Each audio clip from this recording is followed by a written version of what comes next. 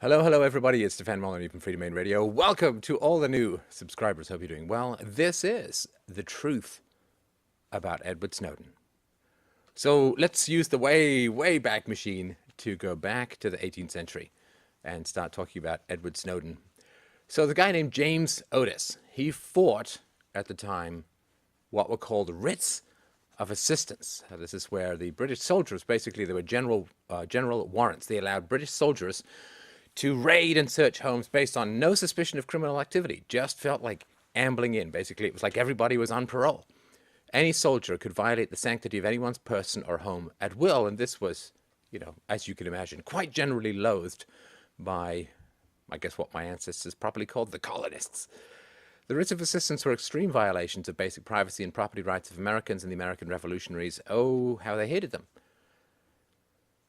So Otis put a court case forward, and he said, look, specific warrants describing the people, places, or things to be searched and sworn by an affirmation are legitimate and legal. What's called a search warrant. You've got to go to a judge and say, here's why we want to go and search, and here's the probable cause, and here's the reasons, and here's the evidence, and so on. But general warrants, those which do not require any specific information or targeting, well, these warrants that enable the government to search at will are illegal. Tragically, he lost his case. But who was sitting in the audience but the founder of a brewery, I believe, John Adams?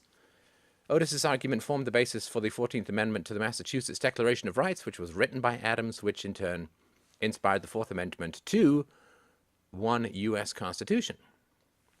So, Fourth Amendment, the right of the people to be secure in their persons, houses, papers, and effects against unreasonable searches and seizures shall not be violated, and no warrants shall issue but upon probable cause, supported by an oath or affirmation, and particularly describing the place to be searched and the persons or things to be seized. So you can't just go into someone's house and start searching. You have to have some sort of proof that something was stolen and it was seen, a bicycle was stolen, it was seen in the backyard, and therefore you can go and look for it. So the Fourth Amendment was intended to create a constitutional buffer between U.S. citizens and the intimidating power of law enforcement. It has three components. First, it establishes a privacy interest by recognizing the right of U.S. citizens to be secure in their persons, houses, papers, and effects. Second, it protects its privacy interest by prohibiting searches and seizures that are unreasonable or are not authorized by a warrant based upon probable cause. Third, it states that no warrant may be issued to a law enforcement officer unless that warrant describes with particularity the place to be searched and the persons or things to be seized. This is very, very important and has a huge effect on the Snowden case.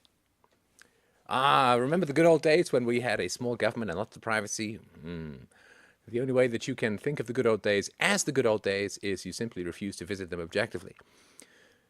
So during the pseudo-war with France, there was this Alien and Sedition Acts of 1798 were passed by the Federalist Congress. It made it illegal to criticize a federal government official or any federal government officials, even if the criticism was true, with the exception of Jefferson, I believe, who was a vice president but didn't want to be protected or wasn't to be protected by this fundamentally democratic thing. In the 1920s, there was a predecessor to the NSA called the Cipher Bureau, also known as the Black Chamber. So the Black Chamber's mission was to monitor international telegraphs for threats to national security. Do you see how much things change? The Chamber approached Western Union, the nation's largest telegraph company, hoping to gain access to the messages traveling its telegraph lines. Just as Verizon is today, Western Union was more than happy to comply, giving the Chamber's secret access to its customers' private communications. Now, I don't blame the companies too much, when faced with the awesome power, might, and terror apparatus of the federal government. It's not that hard to cave. During World War II, Project Shamrock gave the Armed Forces Security Agency, which became the NSA, daily access to the communication records of Western Union, RCA Global, and ITT. Shamrock was legal during World War II. But shockingly, the government program designed to work during the war did not stop when the war ended. Do you remember how, 1917, the income tax was introduced as a temporary war measure, soon to have its 100th year anniversary and have gone up many, many dozens of times in rates since the beginning. Shamrock was legal during World War II, but did not stop until the war did, continuing until 1975, the Nixon problem. We'll get to that in a sec. And at the height of this program, it collected and analyzed over 150,000 messages a month with no search warrants or court oversight. Ah, the good old days when privacy was assured. So then, the Foreign Intelligence Surveillance Act was passed in 1978 after it was learned that President Nixon had used federal resources, including the FBI's COINTELPRO, to spy on his political opponents, such as Dr. Martin Luther King Jr. I had a dream that my dreams would be monitored by the government. So FISA created a secret court. Ooh, there's nothing like a secret court for the fine administration of justice. And the secret court authorized warrants to surveil foreign nationals inside the U.S. Now, there are some criticisms that the FISA court was rubber stamping warrant requests based upon the tiny amount of information that we have, which is there were 18,000 warrant requests in the first 26 years of this court's existence. It denied, let me see if I have enough fingers and thumbs. It denied, I do, 5. It denied 5 of those requests. That could be considered a rubber stamp. Let's talk about Echelon. So this is in the 1970s. Under a system codenamed Echelon, the NSA and its junior partners in Britain, Australia, New Zealand, and Canada operated a network of massive, highly automated interception stations covering the globe amongst them. Any of the partners can ask for any of the other partners to intercept its own domestic communications, right? So if you want to track someone in the U.S. and you're the American government, all you do is you ask Canada to track someone in the U.S. because the U.S. is a foreigner to Canada and vice versa. And therefore, you can say, well, we don't spy on our own citizens. We ask our neighbors to do that. Much, much different. Echelon was carried out with any official acknowledgement of its existence because, remember, robust debate is essential to a democracy, let alone any democratic oversight or public or legislative debate as to whether it serves a decent purpose. The extensiveness of the Echelon global network is a product of decades of intense Cold War activity. Yet with the end of the Cold War, its budget, far from being greatly reduced or eliminated, was increased, and the network has grown in both power and reach. Never let a good crisis go to waste. Now, it's not just about spying on people. Let's talk about some commercial spying or espionage. So German security experts discovered several years ago that the Echelon was engaged in heavy commercial spying in Europe. Victims included such German firms as the wind generator manufacturer Enercon. So in 1998, Enercon developed what it thought was a secret invention, enabling it to generate electricity from wind power at a far cheaper rate than before. Tragically, when the company tried to market its invention in the US, it was confronted by its American rival Kenetech, which announced it had already patented a near identical piece of technology. Kenetech then brought a court order against Enercon to ban the sale of its equipment in the US. You see, because we live in such a free market paradise. In a rare public disclosure, an NSA employee who refused to be named agreed to appear in silhouette on German television to reveal how he had stolen Enercon's secrets by tapping the telephone and computer link lines that ran between Enercon's research lab and its production unit some 12 miles away. Detailed plans of the company's invention were then passed on to Kenetech. Trade spying in 1994, Thomson SA, located in Paris, an Airbus industry, based in Blagnac, Cedex, France, also lost lucrative contracts snatched away by American rivals, aided by information covertly collected by NSA and the CIA. The same agencies also eavesdropped on Japanese representatives during negotiations with the US in 1995 over auto parts trade. So the US has been trying to persuade European Union countries as well to allow it backdoor access to encryption programs, claiming that this was to serve the needs of law enforcement agencies. Oh yes, it's always law enforcement. A report released by the European Parliament in May 1999 asserted that Washington's plans for controlling encryption software in Europe had nothing to do with law enforcement and everything to do with US industrial espionage.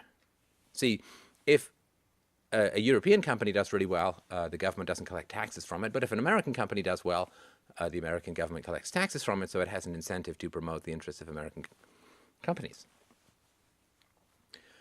Code breaking. The NSA has dispatched FBI agents on break-in missions to snatch code books from foreign facilities in the U.S.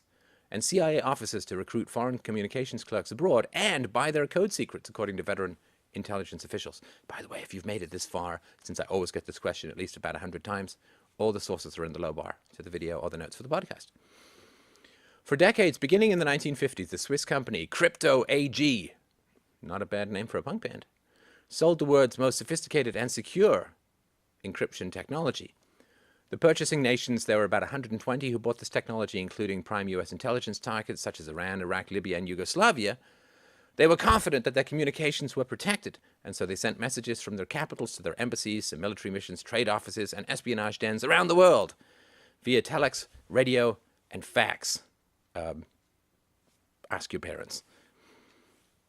All the while, because of a secret agreement between the company and the NSA, these governments might as well have been hand-delivering their messages to Washington uncoded. Their crypto AG machines had been rigged before being sold to them so that when they used them, the random encryption key could be automatically and clandestinely transmitted, along with the enciphered message.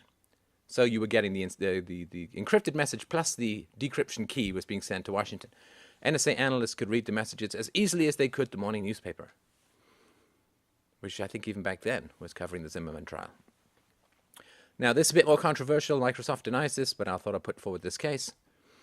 In September, this is a new meaning to Windows. In September 1999, it was revealed the NSA had arranged with Microsoft to insert special keys into Windows software in all versions from 95 OSR2 onwards. An American computer scientist in North Carolina had disassembled parts of the Windows instruction code and found the smoking gun. Microsoft's developers had failed to remove the debugging symbols used to test the software before they released it. Inside the code were the labels for two keys. One was called key, the other was called NSA key. Microsoft again denies this. Fernandez presented his findings at a conference at which some Windows developers were also in attendance. The developers did not deny that the NSA key was built into their software, but they refused to talk about what the key did or why it had been put there without users' knowledge. Fernandez says that the NSA's backdoor in the world's most commonly used operating system makes it orders of magnitude easier for the US government to access your computer. According to the recent Snowden leaks, the level of collusion between Microsoft Corporation and the NSA is really quite astonishing. Microsoft allows the NSA to skirt encryption protocols on Outlook, Skype video, and cloud services such as SkyDrive, and data captured by the NSA is routinely passed on to both the FBI and the CIA. In February 2000, it was disclosed that the Strategic Affairs Delegation, the DAS, the intelligence arm of the French Defense Ministry, had prepared a report in 1999 which also asserted that the NSA had helped to install secret programs in Microsoft software. According to the DAS report, quote, "It would seem that the creation of Microsoft was largely supported, not least financially, by the NSA, and that IBM was made to accept the Microsoft MS-DOS operating system by the same administration." Bill Opengates. The report stated that there had been a, quote, "strong suspicion of a lack of security fed by insistent rumors about the existence of spy programs on Microsoft and by the presence of NSA personnel in Bill Gates' development teams." The Pentagon said the report was Microsoft's biggest client in the world, and actually for years there has been a Microsoft liaison office at the NSA buildings. Now, you've probably heard about this recently. Police departments, they use these automated license plate recognition cameras to track where you're going. The cameras record the movement of all passing vehicles and store the information in a centralized database. Police in real time can find vehicles on a hot list to issue tickets for expired registration or unpaid parking tickets. Cars have been towed from home driveways, Walmart parking lots, and even outside church during services for alleged non-payments of as little as $50. The data showed that in most jurisdictions, 99% of the vehicles recorded have done nothing wrong. Maryland, for instance, tracked 85 million license plates in 2012, and of the 0.2% flagged as violation, 97% of them had expired registrations. So it's a revenue-gathering tool. Only 0.005% of the total reads pointed to a serious crime. Even if a hit is registered, it does not mean that the vehicle is actually being driven by a criminal, as the database information is frequently wrong, something that has led to fatal mistakes in the UK, where license plate cameras are even more widely used. U.S. law enforcement agencies rarely place any limits on the use of this information. The Scarsdale, New York Police Department says the use is only limited by the officer's imagination. So let's look at some of the laws surrounding Snowden's revelations. So there's this thing called the third-party doctrine. The third-party doctrine is a legal principle that, in effect, you lose your Fourth Amendment rights when you relinquish information to a third party. This ruling said that by giving data, such as phone numbers, to a third party, such as a phone company, you had given up any expectation of privacy in that data. That ruling was made in 1979, but it's now used to suggest you've given up an expectation of privacy in lots of data you give to online services. There is, to me at least, a bit of a difference between an expectation of privacy and turning a whole bunch of stuff over to the government. When the Fourth Amendment was drafted, of course, the vast majority of people's private activities occurred inside the home, so it made sense to make the home the focus of Fourth Amendment protections. But as people began conducting more and more of their lives outside of the home, with telephones, email, credit cards, and so forth, using the four walls of the home as the boundary for the Fourth Amendment protection made less and less sense. Now, I'm just by the by, common law, law that is sort of private and evolves based upon circumstances, tend to keep step with changing technology, but government law generally doesn't. Whatever is surrounded by force, like government laws and edicts and so on, regulations, they tend to get frozen in time. So precisely what the Supreme Court recognized this in the famous 1967 case of Katz versus the United States, which held that the Fourth Amendment applied to wiretapping of public payphones, because the Fourth Amendment protects people, not places. So they said you could not wiretap public payphones. So save us, Supreme Court. Oh dear. Well, maybe not. The Supreme Court effectively says there's no way to challenge warrantless wiretapping. So the court basically says that any harm is speculative, and thus there can't be any standing at all. Quote, "We decline to abandon our usual reluctance to endorse standing theories that rest on speculation about the decisions of independent actors." Does that clear it up for you? Quote, "We need only assume that the government is doing its job to find out about and combat terrorism in order to conclude that there is a high probability that the government will intercept at least some electronic communications to which at least some of the plaintiffs are parties. The majority is wrong when it describes the harm threatened plaintiffs as speculative." So, just trust the government. I'm not sure when one B. Spears was elevated to a seat at the Supreme Court, but I guess she did. Now, I'll follow a couple of internet activists and refer to this as the Patriot Act, because the word patriot has some moral value that is co-opted by a fundamentally Darth Vader-ish evil piece of legislation. The Patriot Act includes a requirement to obtain a U.S. court order of 72 hours after surveillance has taken place for U.S. citizens.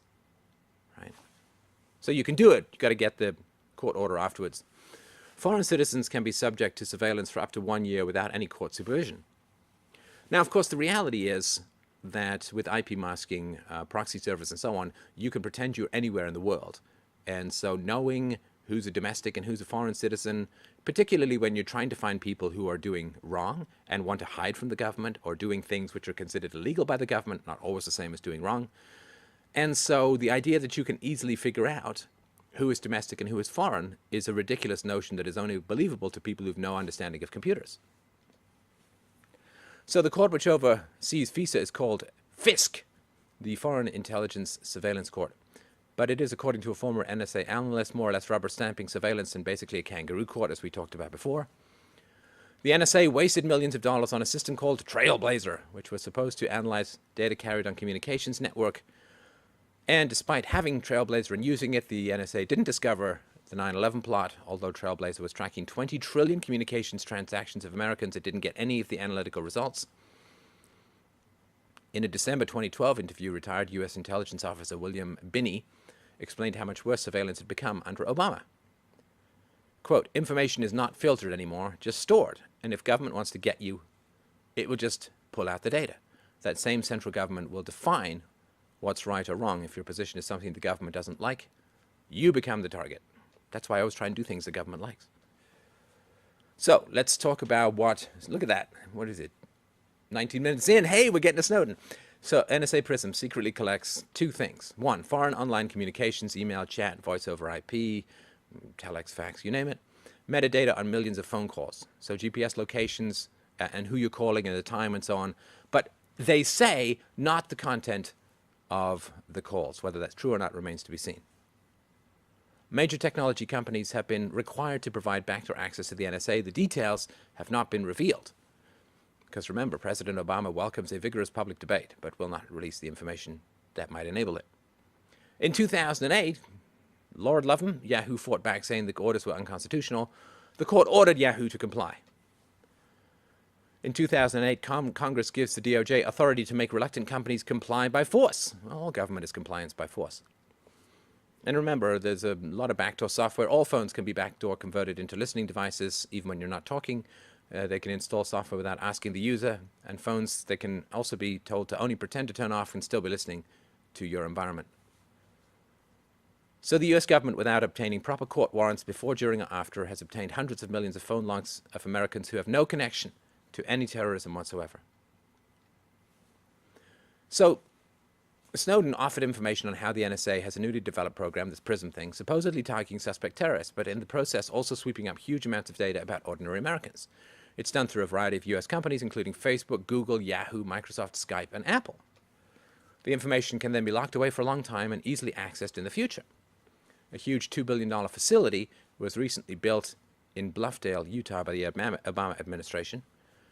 Snowden also talked about another program called Boundless Informant, which tracks a billion pieces of intelligence data around the world. In March 2013 alone, the NSA collected 97 billion pieces of information from computer networks worldwide, and 3 billion of those pieces came from US-based network.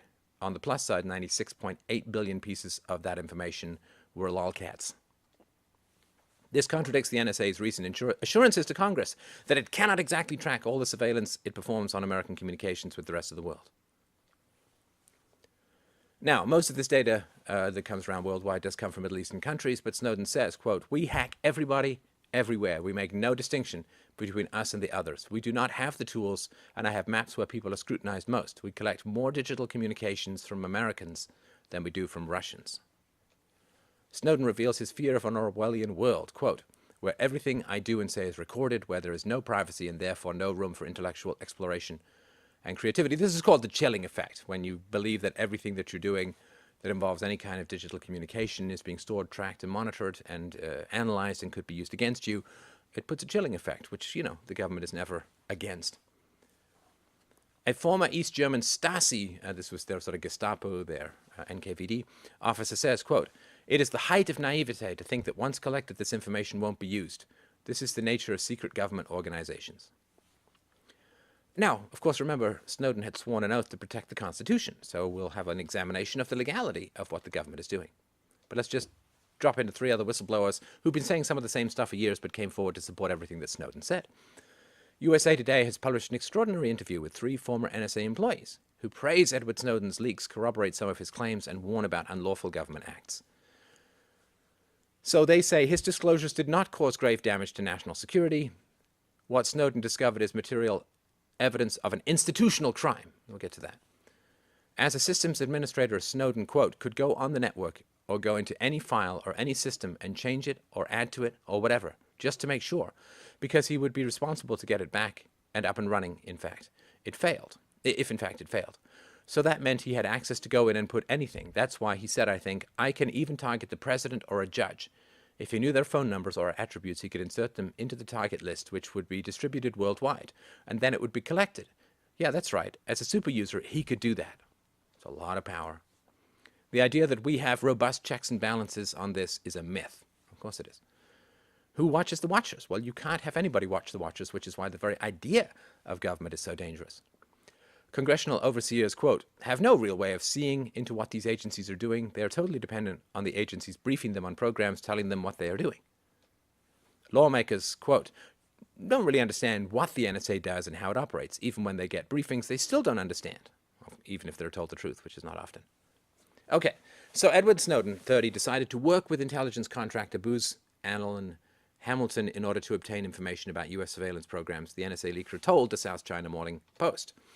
Quote, "My position with Booz Allen Hamilton granted me access to lists of machines all over the world the NSA has hacked.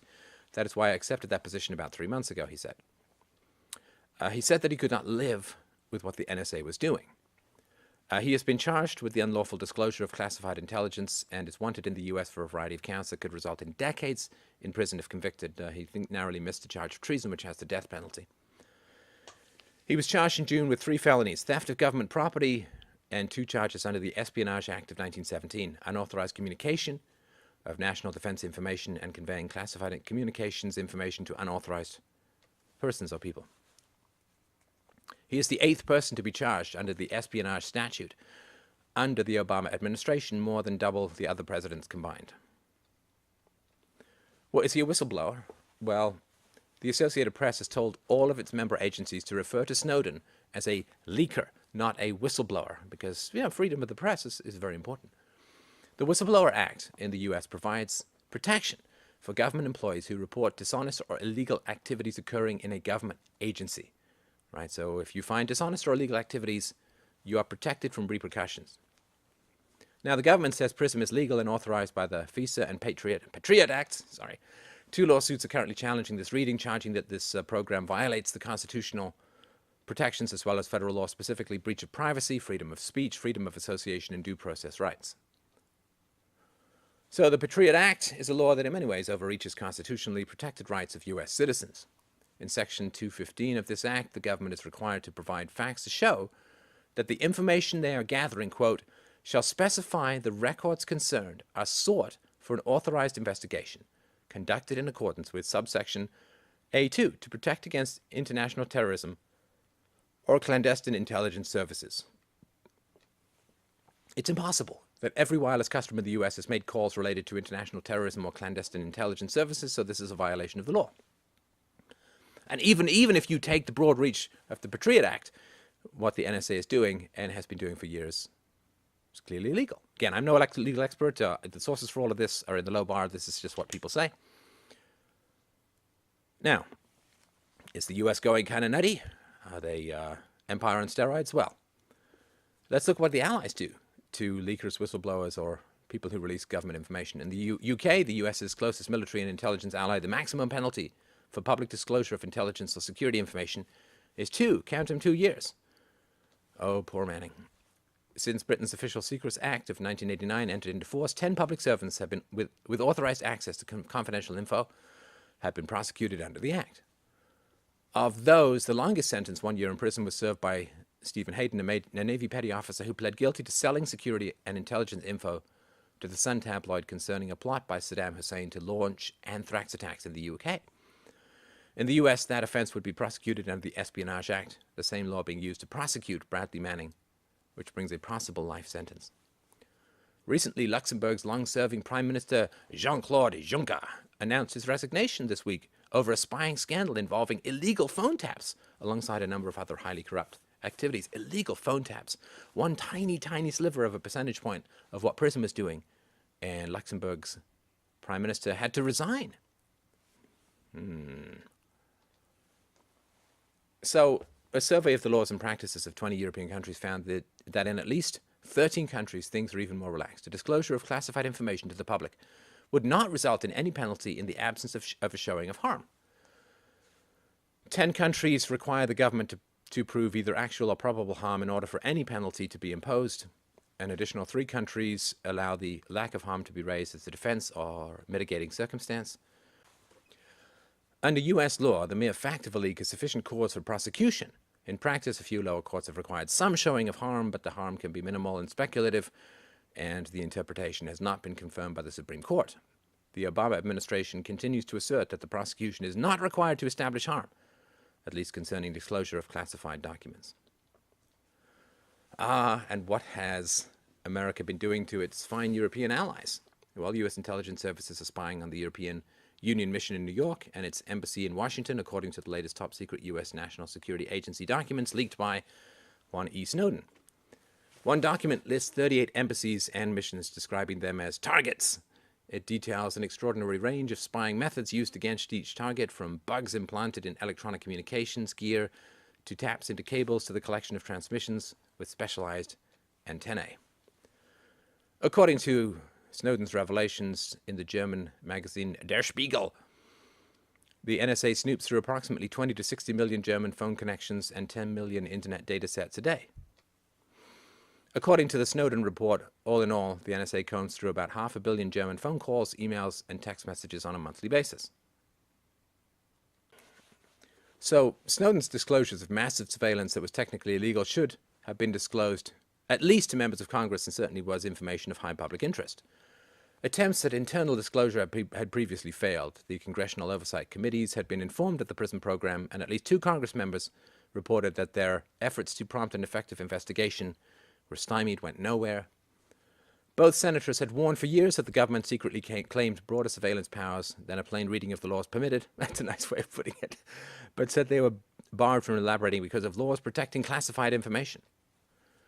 The Attorney General's office should use one of the more than 150 laws on the books that criminalize the disclosure of specific and well-defined categories of information, including intelligence sources, codes and methods, identities of covert agents, and technological data about nuclear data. Moreover, to comply with the First Amendment, courts should interpret such laws, some of which expressly so state, to require both a likelihood and an intent to cause significant harm. So, 2 Democrats on the Senate Select Committee on Intelligence report that the National Security Agency provided inaccurate and misleading information about the government's extensive surveillance operations. So the NSA's response, when questioned, wasn't in tune with what Senators Wyden and Udall had been told of the programs. We were disappointed to see that this fact sheet contains an inaccurate statement about how the Section 702 authority has been interpreted by the U.S. government. In our judgment, this inaccuracy is significant, as it portrays protections for Americans' privacy as being significantly stronger than they actually are. Lawmakers rejected the NSA's claim that any inadvertently acquired communications of or concerning a U.S. person must be promptly destroyed if it is neither relevant to the authorized purpose nor evidence of a crime. We believe that this statement is somewhat misleading, replied the senators, in that it implies that the NSA has the ability to determine how many American communications it has collected under Section 702, or that the law does not allow the NSA to deliberately search for the records of particular Americans. In fact, the intelligence community has told us repeatedly that it is not reasonably possible to identify the number of people located in the U.S. whose communications may have been reviewed under the authority of the FISA Amendments Act. So, look, I mean, the internet, digital communications, cell phones, you name it, they are the greatest tool for totalitarian surveillance that any government has ever dreamed of throughout human history.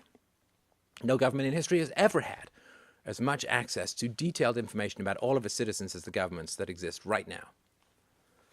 And you know, the tragedy of it is the NSA would never have been able to make sense of the massive amounts of data it was collecting without the maturation of open source software tools such as Hadoop. Of course, these are tools that programmers created and refined and shared and grew, usually voluntarily, to deal with the operational problems of handling big data. And this is where we really get to the meat of the matter. Let me just zoom in a little bit here and talk to you just for a minute or so about what this fundamentally means. So look, the government would never have invented this stuff. The government doesn't really invent anything. The government just co-opts stuff that the free market creates.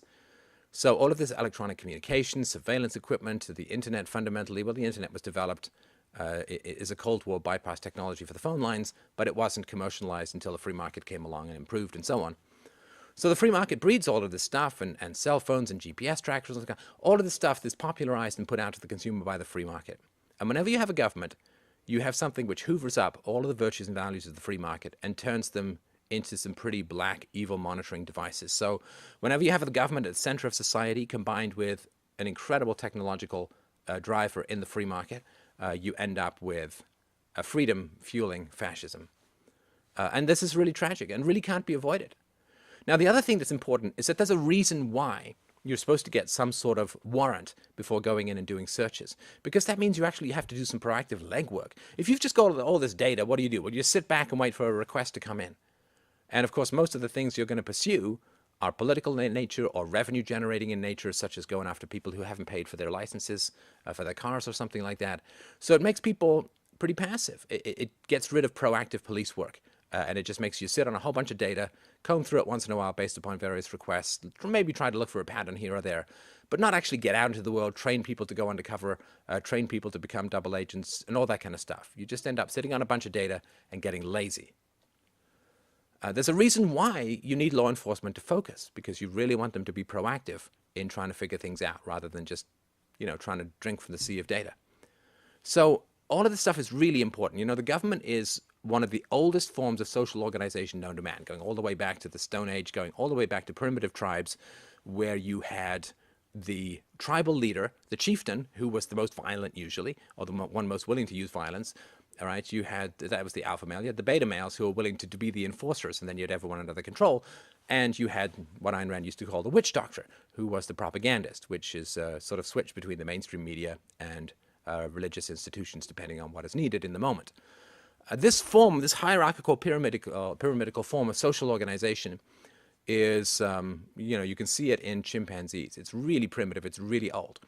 And unfortunately, when you feed this primitive, ancient method of social, dare I even say, organization, a social hierarchy, with all the tools that freedom and voluntarism and property rights and trade develop, then you are really swelling, what used to be a blunt stone used to crush people's heads into a literal Death Star. You are feeding fascism with technology. And so this is one of the reasons why I fundamentally question the need for a government style structure for a violent hierarchy and a violent monopoly of the initiation of the use of force at the very center of society. It's only going to get more dangerous as technology develops further. So I hope that you will mull upon that. Thank you so much for listening. Have yourselves a wonderful day. This is Stefan Molyneux from Freedomain Radio, reminding you to donate if you like at fdrurl.com/donate. Thank you so much.